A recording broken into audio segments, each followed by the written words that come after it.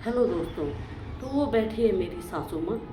उनको मैंने अभी नहलाया धुलाया सारा काम कर दिया उनका, लेकिन फिर भी वो मुझे घूरती रहती हैं और गंदा गंदा बोलती रहती हैं। मैंने अभी नेल पेंट लगाया ना, तो कहती हैं कि जो विधवा औरत होती है ना, राण मूंड होती है, वो नेल पेंट नहीं लगाती। उसको बिंदी नहीं लगाना, उसको अच्छे कपड़े नहीं पहनना, उसको मतलब सजने संवरने का कोई अधिकार नहीं है। तो दोस्तों, मैंने क्या गुनाह किया है? मैं 22 साल की बच्ची थी और मेरे पति की डेथ हो गई थी। मेरे 2 बच्चे थे, एक 3 महीने का और एक साल भर का भी पूरा नहीं था, 13 महीने का था। और शादी के 2 साल बाद ही मेरे हस्बैंड की डेथ हो गई थी। वो सेंट्रल स्कूल में थे और सरकारी जॉब थी। और ये दोनों जो सास ससुर हैं ना मेरे, बहुत जवान थे तब। इतने जवान थे कि इन्होंने मुझे घर से रोड पे फेंक दिया कि तू अपने पति को खा गई, हमारे बेटे को खा गई। तो आप ही बताओ कि मेरी क्या गलती थी? मैं उस समय छोटी सी बच्ची थी, 22 साल की। और कोई अपने पति को खाता है दोस्तों? इतनी दर्द भरी कहानी है ना, मैं तुम्हें बता नहीं सकती। और इन्होंने जब मुझे रोड पे फेंक दिया, मेरे बच्चों सहित, छोटे छोटे बच्चों सहित, तो मेरे पापा मम्मी थे ना, जो सामने उनका घर है, तो उन्होंने मेरी काफ़ी हेल्प की। लेकिन कुछ दिन बाद, मतलब 2-4 साल बाद ही वो यहाँ से बेच के चले गए, मेरे घर के सामने से बेच के चले गए। तब से मैं यहाँ पर अकेली रह रही हूँ। मैं खंडर पे रहती थी, मतलब 2 कमरे थे, बाहर से प्लास्टर नहीं था, खिड़की दरवाजे उन पे नामात्र के थे। और उसी हाल में मैं अपने दोनों बच्चों को लेके रहती थी। मेरे अड़ोसी पड़ोसी बोलते थे कि ये कैसे रहेगी इस घर में, लेकिन मैं रही हूँ ऐसे हाल में। और पता नहीं कितना संघर्ष किया मैंने। मेरे को पेंशन मिलती है, उसी पेंशन पे मैंने गुजारा किया। मतलब 1700 रुपये पेंशन मिलती थी, उसी पे मैंने गुजारा किया और आज तक यहाँ तक आई मैं। और अब मेरे बच्चे इतने बड़े हो चुके हैं कि अब थोड़ा सा उनको कोर्स कंप्लीट हो गया है और वो जॉब जाने लग गए हैं। मैं भी काफ़ी एज की 40+ हो चुकी हूँ अब। और जब इन्होंने देखा कि अब हम बूढ़े हो चुके हैं, हमें कौन देखेगा। एक ही बेटा था इनका और एक बेटी।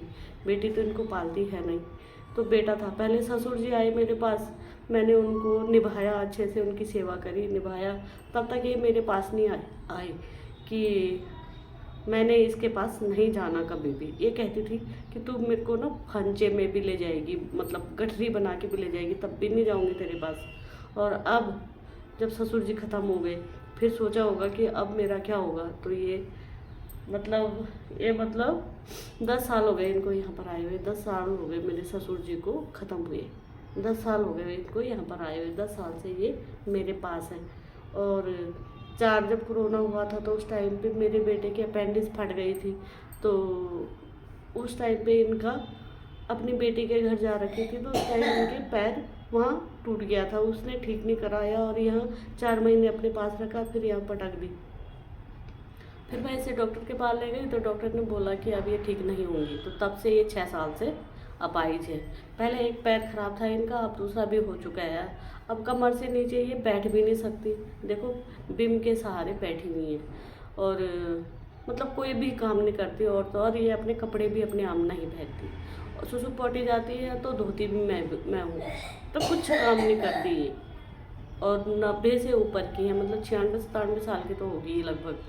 अब देखो, मैंने कितने सबसे बड़े पाप तो मैंने किया है, जो मैंने इतना संघर्ष किया, बच्चों को पाल पोस के बड़ा करा। अब मेरा थोड़ा सा अच्छा वक्त आने वाला था, तो अब ये लोग मेरे को जीने खाने नहीं दे रहे हैं। और चलो मैं सेवा भी करती हूँ, कोई बात नहीं, मैं कर लूँगी। जब मैंने इतना संघर्ष किया तो सेवा भी कर लूँगी, लेकिन ये मेरे को मानती ही नहीं अपना। ये मेरे बच्चों को भी गालियाँ देती हैं, मेरे को भी देती हैं, कान नहीं सुनती बिल्कुल भी। अभी भी घूर रही है कि ये क्या कर रही है, मतलब उनको इतना समझ है कि ये कुछ कर रही है फ़ोन में। और देखो, लेकिन ये अब मैं डरती नहीं, इनको देख के। मैं इनको खिला भी देती हूँ, नहला भी देती हूँ, मतलब हर काम कर देती हूँ। इनसे बात नहीं करती मैं। बात करती हूँ तो गालियाँ ही पड़ती हैं मुझे, इसलिए मैं बात नहीं करती। तो दोस्तों, बहुत दुख भरी कहानी है। मैं अगर स्टेप टू स्टेप बताऊंगी ना तो आप रोने लगोगे कि ये औरत कितनी संघर्ष से यहाँ तक आई है। और अब तो मैंने घर भी बना दिए हैं, अब बच्चे भी जवान हो गए हैं, मैं भी अधेड़ उम्र की हो चुकी हूँ, इतनी बड़ी हो चुकी हूँ कि अब मेरे दिल में किसी के लिए कुछ नहीं है। बस मैं थोड़ा अपने लिए जीती हूँ, अपने बच्चों के लिए जीती हूँ। अब भगवान मेरे को मेरे बच्चों के आगे मेरे को मौत आ जाए, बस दुआ है उस ईश्वर से मेरे बच्चे सलामत रहे और मैं अपने बच्चों के आगे इस दुनिया से चली जाऊँ।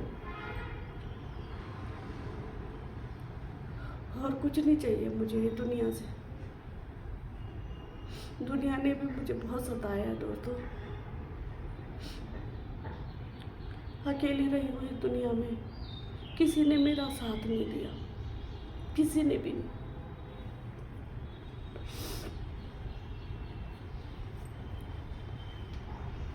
चलो जो हुआ सो हुआ, अब आगे की ज़िंदगी पता नहीं कैसे गुजरेगी, ये तो ऊपर वाला भगवान मालिक। लेकिन